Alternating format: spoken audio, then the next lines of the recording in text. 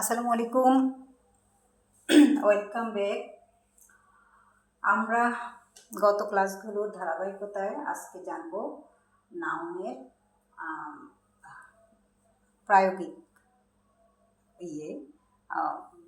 মানে কীভাবে আমরা প্রয়োগ করব বা দেখলে আমরা কীভাবে চিনব, কীভাবে এগুলোকে আইডেন্টিফাই করব, ওই বিষয়গুলোকে নিয়ে আমরা একটু আলোচনা করবো আজকে। তো আমি একটা সেন্টেন্স লিখেছি, Mahim is a farmer. Mahim is a farmer, এখানে মহিমকে আন্ডারলাইন করা হয়েছে এবং ফার্মারকে, তার মানে এগুলো হচ্ছে noun. He is a Muslim. He has a plough and 2 oxen. His honesty is known to all.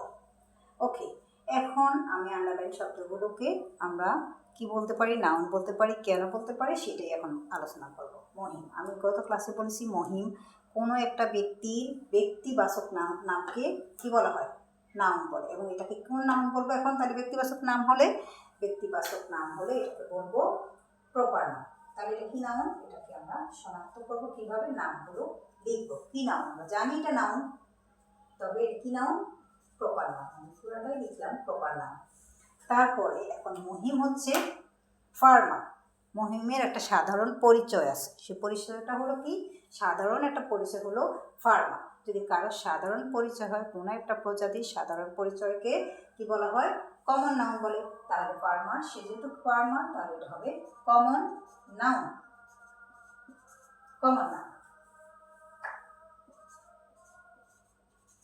তারপরে হি ইজ আ মুসলিম, সে হচ্ছে একজন, সে বা তিনি যেটি বলি, তিনি একজন মুসলিম।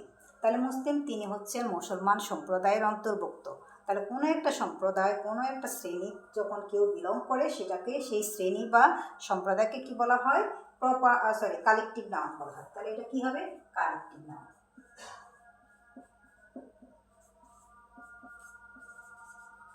Collective noun. তারপরে আরেকটা সেন্টেন্স লিখেছি, হি has a plough and 2 oxen. তার একটা লাঙ্গল আছে। তো লাঙ্গলটা কি, ম্যাটারিয়াল, একটা বস্তু, তাই না, একটা ধাতব বস্তু।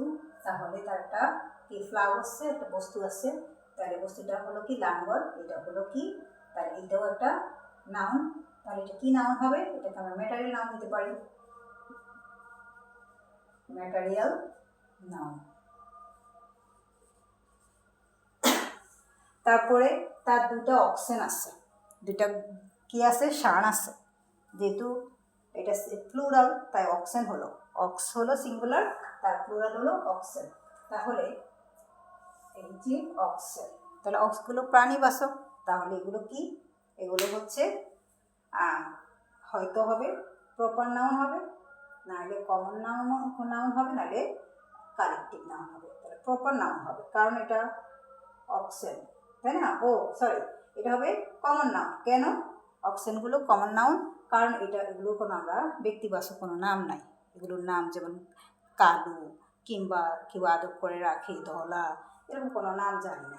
এগুলো সাধারণ নাম, কোনো গরুর সাধারণ নাম ষাঁড় গরু, তাই হচ্ছে এগুলো কমন নাউন, তাই না, এগুলো হলো কমন নাউন। তারপরে his honesty is known to all, তার সততার কথা সবাই জানে, তাই না। তাহলে অনেস্টি, সততা, তাহলে এটা কি, এটা নাউন। কি নাউন, এটা হলো অ্যাবস্ট্রাক্ট নাউন। তার যে সততা, কিভাবে মানুষ জানে, তার সততাটা কি করলো, তার আচরণে যখন প্রকাশ হলো, তখন মানুষ হৃদয় দিয়ে অনুভব করলো, এই অনুভূতির মাধ্যমে জানতে পারলো যে সে সৎ।